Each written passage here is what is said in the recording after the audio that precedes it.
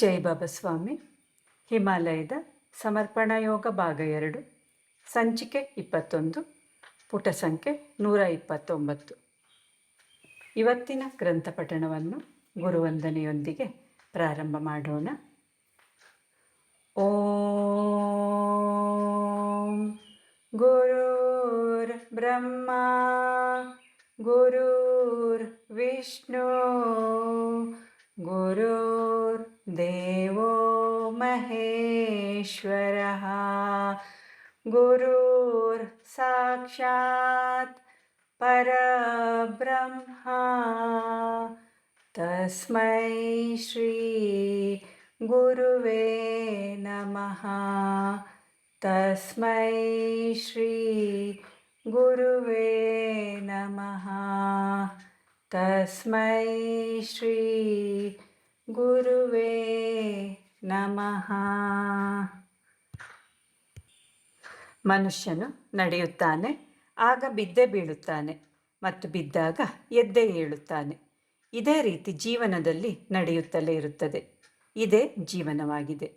ಆದರೆ ಮನುಷ್ಯನು ಜೀವನದ ಪ್ರತಿಯೊಂದು ಘಟನೆಯನ್ನು ಸಾಕ್ಷಿಭಾವದಲ್ಲಿ ನೋಡುತ್ತಾ ನಡೆಯಬೇಕು.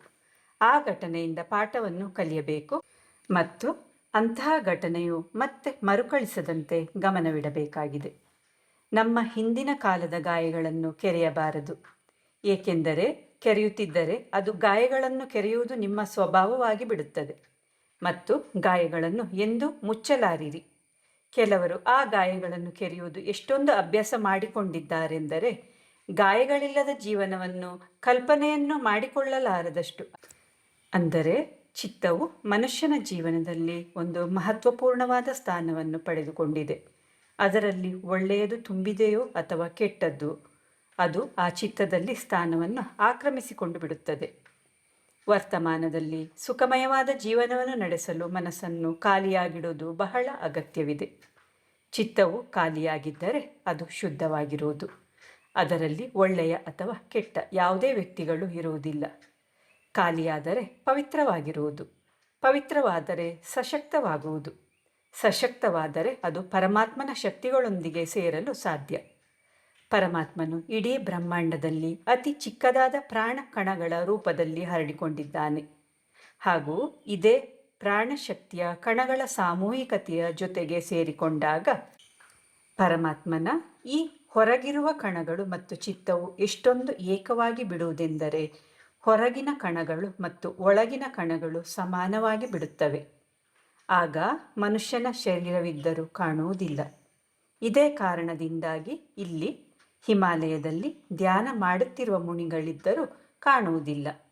ಕೇವಲ ಎಲ್ಲಿ ಕುಳಿತಿರುವರೋ ಅಲ್ಲಿ ಪ್ರಾಣಶಕ್ತಿಯ ಕಣಗಳ ದೊಡ್ಡ ತಂಡವೇರ್ಪಟ್ಟು ಅವು ಸಾಮೂಹಿಕವಾಗಿ ಮಿಂಚುತ್ತಿರುತ್ತವೆ. ಅವುಗಳು ಒಟ್ಟಿಗೆ ಮಿಂಚುವುದರಿಂದ ಹೊಳೆಯುವ ಬೆಳಕಿನ ಹಾಗೆ ಕಾಣುವುದು. ಆ ಬೆಳಕು ಚಂದ್ರನ ಬೆಳಕಿನಂತೆಯೇ ಇರುತ್ತದೆ. ಹಾಗೂ ಅದೇ ಬೆಳಕಿನ ಒಂದು ದೊಡ್ಡ ಅಂಚು ಆ ಬೆಳಕಿಗೆ ಒಂದು ವರ್ತುಲಾಕಾರದ ಎಲ್ಲೆಯನ್ನು ನಿರ್ಮಿಸುತ್ತಿರುತ್ತದೆ. ಯಾರು ಈ ದೃಶ್ಯವನ್ನು ನೋಡಿದರೂ ಅವರು ನೋಡುತ್ತಲೇ ಇರುತ್ತಾರೆ. ಅಲ್ಲಿಂದ ನೋಟವನ್ನು ಬೇರೆ ಕಡೆಗೆ ಹರಿಸಲು ಗಮನಕ್ಕೆ ಬರುವುದೇ ಇಲ್ಲ. ಇದೆಲ್ಲ ಹೇಗೆ ಸಾಧ್ಯವೆಂದರೆ ಅಲ್ಲಿನ ಋಷಿಮುನಿಗಳು ತಮ್ಮ ಚಿತ್ತವನ್ನು ಸಂಪೂರ್ಣವಾಗಿ ಖಾಲಿ ಮಾಡಿರುತ್ತಾರೆ. ಅವರ ಚಿತ್ತದಲ್ಲಿ ಎಲ್ಲಿಯೂ ಯಾವ ಮೂಲೆಯಲ್ಲಿಯೂ ಯಾವುದೇ ನೆನಪು ಇರುವುದಿಲ್ಲ, ಯಾವುದೇ ಆಲೋಚನೆಗಳು ಇರುವುದಿಲ್ಲ, ಏನೂ ಇರುವುದಿಲ್ಲ. ಇದೇ ಕಾರಣದಿಂದಾಗಿ ಅವರ ಚಿತ್ತ ಸಂಪೂರ್ಣವಾಗಿ ಬಲಶಾಲಿಯಾಗಿ ಬಿಡುವುದು. ನಾವು ಏನು ಭೂತಕಾಲದ ಮಾತುಗಳಾಗಲಿ, ಒಳ್ಳೆಯದಾಗಲಿ ಅಥವಾ ಕೆಟ್ಟದ್ದಾಗಲಿ ಇಲ್ಲದಿರುವಂತಹ ಚಿತ್ತವನ್ನು ಊಹಿಸಿಕೊಂಡರೆ ಕ್ಷಣ ಮಾತ್ರದಲ್ಲಿ ಅತ್ಯಂತ ಉನ್ನತವಾದ ಸ್ಥಾನವನ್ನು ಹೊಂದುತ್ತೇವೆ. ಆ ಶೂನ್ಯದ ಎತ್ತರ ಈ ಬ್ರಹ್ಮಾಂಡದ ಮೇಲಿರುವ ಎತ್ತರದ ನಂತರ ನಮಗೆ ಹೊಂದಲು ಏನೂ ಇರುವುದಿಲ್ಲ. ಇಂತಹ ಪ್ರಾಣಶಕ್ತಿಯ ಕಣಗಳು ಚಿತ್ತವನ್ನು ತುಂಬಿಕೊಂಡು ಬಿಟ್ಟಾಗ ಒಂದು ಧ್ವನಿಯು ನಮ್ಮ ಒಳಗಡೆಯೇ ಕೇಳಲು ಸಿಗುವುದು. ಅದನ್ನೇ ಬ್ರಹ್ಮನಾದವೆಂದು ಕರೆಯುತ್ತಾರೆ. ಯಾವಾಗ ಆ ನಾದವು ಕೇಳಿಬರುತ್ತೋ ಆಗ ಶರೀರದ ಎಲ್ಲ ಭಾವನೆಗಳು ಮುಗಿದು ಹೋಗುವುದು, ಎಲ್ಲ ಆಲೋಚನೆಗಳು ಮುಗಿದು ಹೋಗುವುದು. ಚಿತ್ತವು ಸಂಪೂರ್ಣವಾಗಿ ಖಾಲಿಯಾಗುವುದು, ಪವಿತ್ರವಾಗುವುದು. ಇದು ಒಂದು ಒಳ್ಳೆಯ ಪವಿತ್ರವಾದ ಸ್ಥಿತಿ ಆಗಿದೆ. ಅದರಲ್ಲಿ ನಮ್ಮ ಆತ್ಮ ಪರಮಾತ್ಮನ ಪೂರ್ಣ ರೂಪದಲ್ಲಿ ವಿಲೀನವಾಗಿ ಬಿಡುವುದು. ಇಂಥ ಸ್ಥಿತಿಯಲ್ಲಿ ಯಾವುದೇ ರೀತಿಯ ಭಾವನೆಗಳು ಉಳಿದಿರುವುದಿಲ್ಲ. ಯಾವ ಗುರುವೂ ಇಲ್ಲ, ಯಾವ ಶಿಷ್ಯನೂ ಇಲ್ಲ. ಏಕೆಂದರೆ ಇಂತಹ ಭೇದ ಭಾವನೆ ಶಾರೀರಿಕ ಹಂತದಲ್ಲಿರುವುದು. ಕೊಡುವವನೂ ಇಲ್ಲ, ತೆಗೆದುಕೊಳ್ಳುವವನೂ ಇಲ್ಲ, ದೊಡ್ಡವನು ಇಲ್ಲ, ಚಿಕ್ಕವನು ಇಲ್ಲ. ಇದು ಎಂಥ ಸ್ಥಿತಿ ಎಂದರೆ ಅದರಲ್ಲಿ ನಾವು ಗುರುವಿನಲ್ಲಿಯೇ ಲೀನವಾಗಿ ಬಿಡುತ್ತೇವೆ.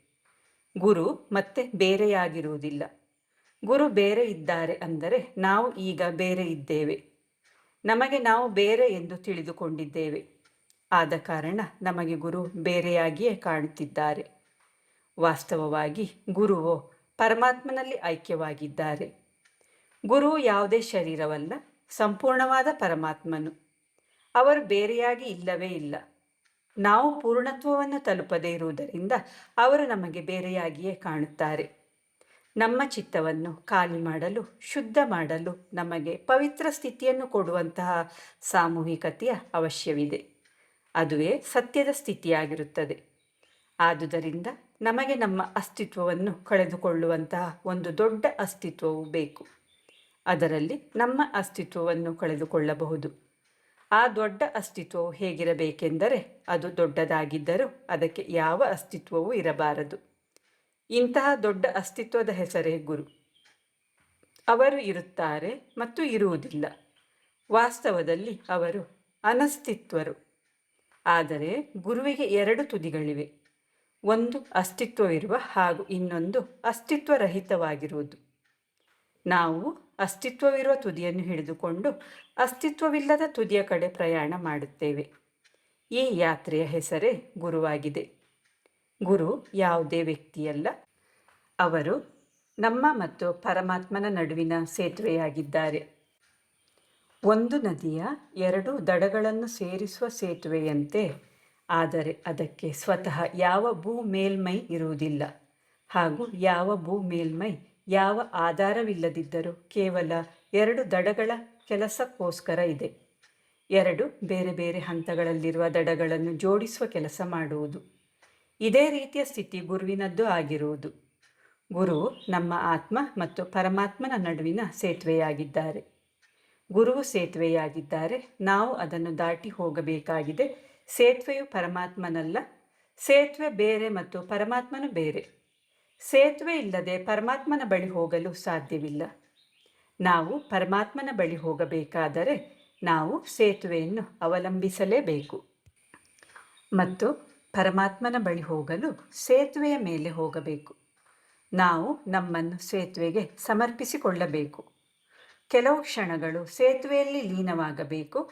ಸ್ವಲ್ಪ ಸಮಯ ಸೇತುವೆಯಲ್ಲಿ ಇರಬೇಕಾಗುತ್ತದೆ.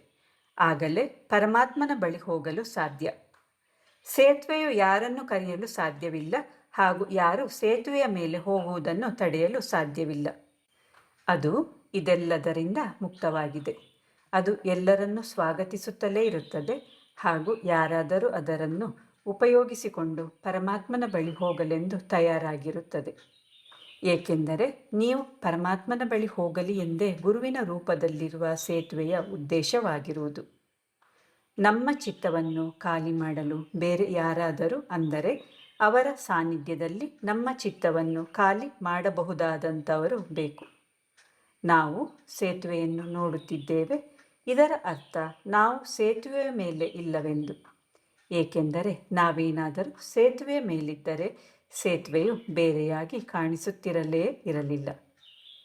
ಸೇತುವೆಯು ಬೇರೆಯಾಗಿ ಕಾಣಿಸುತ್ತಿದೆ ಎಂದರೆ ನಾವು ಸೇತುವೆಯ ಮೇಲಿಲ್ಲವೆಂದು ಅರ್ಥ. ನಾವು ಸೇತುವೆಯ ಮೇಲೆ ಹೋಗುವಾಗ ಸೇತುವೆಯ ಅಸ್ತಿತ್ವ ಬೇರೆಯಾಗಿ ಇರುವುದಿಲ್ಲ. ಏಕೆಂದರೆ ನಾವು ಸ್ವತಃ ಸೇತುವೆಯೇ ಆಗಿಬಿಟ್ಟಿರುತ್ತೇವೆ. ಇದೇ ರೀತಿಯಾಗಿ ಗುರುವನ್ನು ನೋಡುತ್ತಿರುವೆನೆಂದರೆ ಇನ್ನು ಗುರುಮಯರಾಗಿರುವುದಿಲ್ಲ. ಗುರುಮಯರಾದ ಮೇಲೆ ಗುರುವು ಕಾಣುವುದಿಲ್ಲ. ಅನುಭವ ಮಾತ್ರ ಆಗುತ್ತದೆ. ಕೇವಲ ಚೈತನ್ಯದ ಅನುಭವವಾಗುತ್ತದೆ. ಏಕೆಂದರೆ ಸದ್ಗುರುಗಳಿಗೆ ಇದಕ್ಕಿಂತಲೂ ಬೇರೆ ಯಾವ ಅಸ್ತಿತ್ವವೂ ಇರುವುದಿಲ್ಲ. ಆದುದರಿಂದ ನಾವು ಗುರುಮಯವಾಗಬೇಕಾಗುತ್ತದೆ. ನಾನು ಗುರುಗಳ ಕರುಣೆಯನ್ನು ನೆನಪಿಸಿಕೊಳ್ಳುತ್ತಿದ್ದೆ.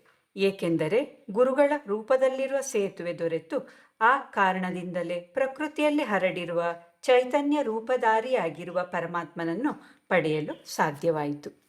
ಏಕೆಂದರೆ ಗುರುವಿನ ರೂಪದಲ್ಲಿರುವ ಸೇತುವೆ ಎಲ್ಲಿಯವರೆಗೆ ದೊರಕಲಿಲ್ಲವೋ ಅದು ದೊರಕುವವರೆಗೂ ನಾನು ಈ ಕಡೆಯ ದಡದಲ್ಲಿಯೇ ಇದ್ದೆ. ಈ ದಡದಲ್ಲಿಯೋ ಚಿತ್ತವು ಬಹಳ ಚಂಚಲವಾಗಿರುತ್ತದೆ. ಒಂದು ಕ್ಷಣ ಇಲ್ಲಿದ್ದರೆ ಇನ್ನೊಂದು ಕ್ಷಣ ಅಲ್ಲಿ ಹೋಗುತ್ತಲೇ ಇರುತ್ತದೆ. ದಿನದಲ್ಲಿ ಎಷ್ಟು ಜನರ ಮೇಲೆ ಹೋಗುತ್ತಲೇ ಇರುತ್ತದೋ ಮತ್ತು ಅನೇಕ ಜನರ ದೋಷಗಳಿಂದ ಮಲಿನವಾಗುತ್ತಲೇ ಇರುತ್ತದೆಯೋ ತಿಳಿಯದು. ಹೇಗೆಂದರೆ ಸ್ವಚ್ಛತೆಯನ್ನು ಒಂದು ಮಗು ಇನ್ನೊಂದು ಮಗುವನ್ನು ನೋಡುತ್ತಲೇ ಕಲಿಯುವ ರೀತಿ. ಏಕೆಂದರೆ ಮನುಷ್ಯನು ಒಬ್ಬ ಸಾಮಾಜಿಕ ವ್ಯಕ್ತಿಯಾಗಿದ್ದಾನೆ. ಆದುದರಿಂದ ಮನುಷ್ಯನು ಸಮಾಜದಿಂದಲೇ ಕಲಿಯುತ್ತಾನೆ. ಅವನು ಯಾವ ಸಮಾಜದಲ್ಲಿ ಇರುತ್ತಾನೋ ಅವನು ಅದೇ ಸಮಾಜದಿಂದ ಒಳ್ಳೆಯದು ಅಥವಾ ಕೆಟ್ಟದ್ದನ್ನು ಗ್ರಹಿಸಿಕೊಳ್ಳುತ್ತಾನೆ. ಇದೇ ರೀತಿಯಲ್ಲಿ ನಮ್ಮ ಚಿತ್ತವನ್ನು ಯಾವಾಗಲೂ ಶುದ್ಧವಾಗಿಟ್ಟಿರಬೇಕು ಹಾಗೂ ಪವಿತ್ರವಾಗಿಟ್ಟಿರಬೇಕು ಮತ್ತು ಅದನ್ನು ಬೇರೆಯವರ ಮೇಲಿಡದಂತೆ ಕಾಪಾಡಿಕೊಳ್ಳುವುದನ್ನು ನಾನು ಗುರುದೇವರ ಒಡನಾಟದಲ್ಲಿ ಮತ್ತು ಹಿಮಾಲಯದಲ್ಲಿನ ಸಮಾಜದಲ್ಲಿಯೇ ಕಲಿತುಕೊಂಡೆ.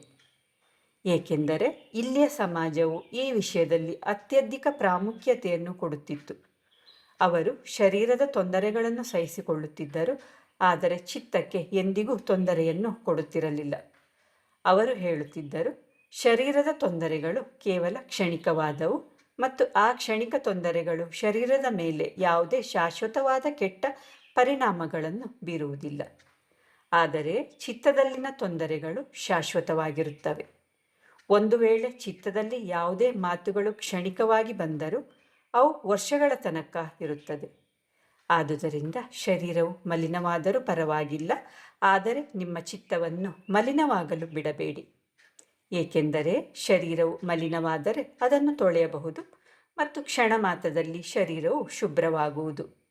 ಆದರೆ ಚಿತ್ತವು ಮಲಿನವಾದರೆ ಅದನ್ನು ತೊಳೆಯಲು ನಮಗೆ ಸಾಮೂಹಿಕತೆಯ ಅವಶ್ಯಕತೆಯಾಗುವುದು ಹಾಗೂ ಈ ಸಾಮೂಹಿಕತೆ ಎನ್ನುವ ಗುರು ಸಿಕ್ಕುವವರೆಗೂ ಚಿತ್ತವು ಮಲಿನವಾಗಿಯೇ ಇರುತ್ತದೆ. ಗುರುದೇವರು ಹೇಳುತ್ತಿದ್ದರು, ಚಿತ್ತವು ಮಾನವ ಶರೀರದ ಒಂದು ಅದೃಶ್ಯವಾದ ಇಂದ್ರಿಯವಾಗಿದೆ. ಅದು ಎಂದೂ ಕಾಣುವುದೂ ಇಲ್ಲ ಮತ್ತು ಅದನ್ನು ನೋಡಲು ಆಗುವುದಿಲ್ಲ. ಆದರೆ ಅದು ಸೂಕ್ಷ್ಮ ರೂಪದಲ್ಲಿ ಇರುತ್ತದೆ. ಅದರ ಆಕಾರವನ್ನು ದೊಡ್ಡದು ಮಾಡಲಾಗುವುದಿಲ್ಲ. ಅದು ಒಂದು ನಿಶ್ಚಿತವಾದ ಆಕಾರದ್ದೇ ಆಗಿರುತ್ತದೆ. ಆದರೆ ಈ ನಿಶ್ಚಿತವಾದ ಆಕಾರದಲ್ಲಿ ಸ್ಥಳವು ಬಹಳ ಕಡಿಮೆ ಇರುತ್ತದೆ ಮತ್ತು ಈ ಚಿತ್ತದ ಸ್ಥಳದಲ್ಲಿ ಮನುಷ್ಯನು ಏನನ್ನು ತುಂಬಿಟ್ಟುಕೊಂಡಿರುತ್ತಾನೋ ಅದರ ಮೇಲೆ ಮಾನವನ ಇಡೀ ಜೀವನ ನಿರ್ಧಾರವಾಗುತ್ತಿರುತ್ತದೆ. ಇದನ್ನು ಯಾವಾಗಲೂ ಖಾಲಿಯಾಗಿಡಬೇಕು.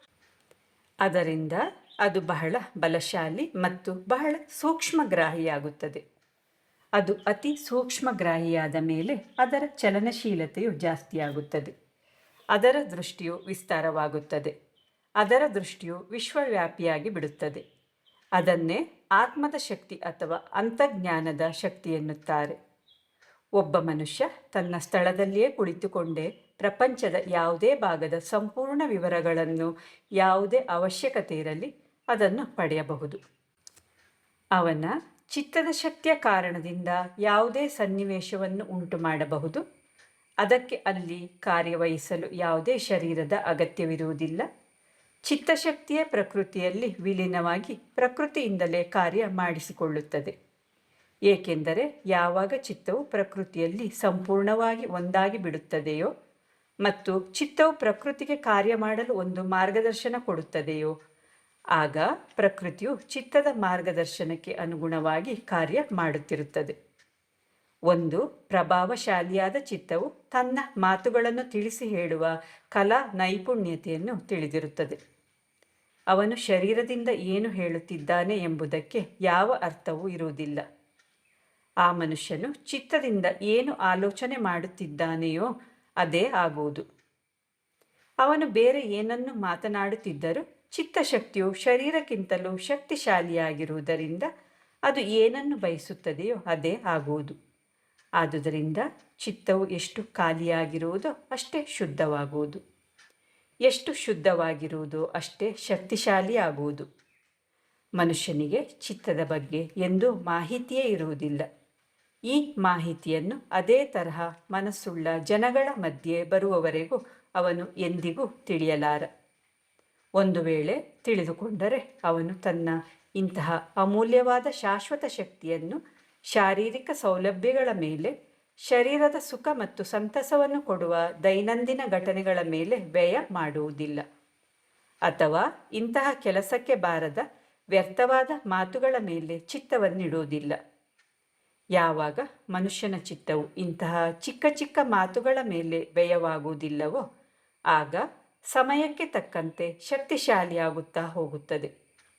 ಆದರೆ ಚಿತ್ತವು ದುರ್ಬಲವಾದರೆ ಅವನು ಆಲೋಚನೆಗಳನ್ನೇ ದುರ್ಬಲಗೊಳಿಸುತ್ತಾನೆ.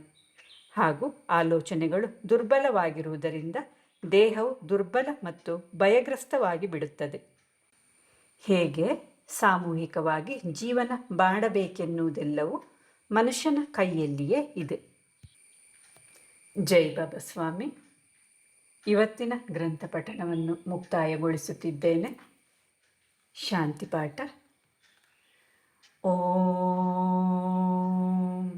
ದ್ಯೋ ಶಾಂತಿ ಅಂತರಿಕ್ಷಗಂ ಶಾಂತಿ ಪೃಥ್ವೀ ಶಾಂತಿ ಆಪಃ ಶಾಂತಿ ಔಷಧಯಃ ಶಾಂತಿ ವನಸ್ಪತಯಃ ಶಾಂತಿ ವಿಶ್ವೇ ದೇವಃ ಶಾಂತಿ ಬ್ರಹ್ಮ ಶಾಂತಿ ಸರ್ವಗಂ ಶಾಂತಿ ಶಾಂತಿರೇವ ಶಾಂತಿ ಸಾ ಮಾ ಶಾಂತಿರೇಧಿ.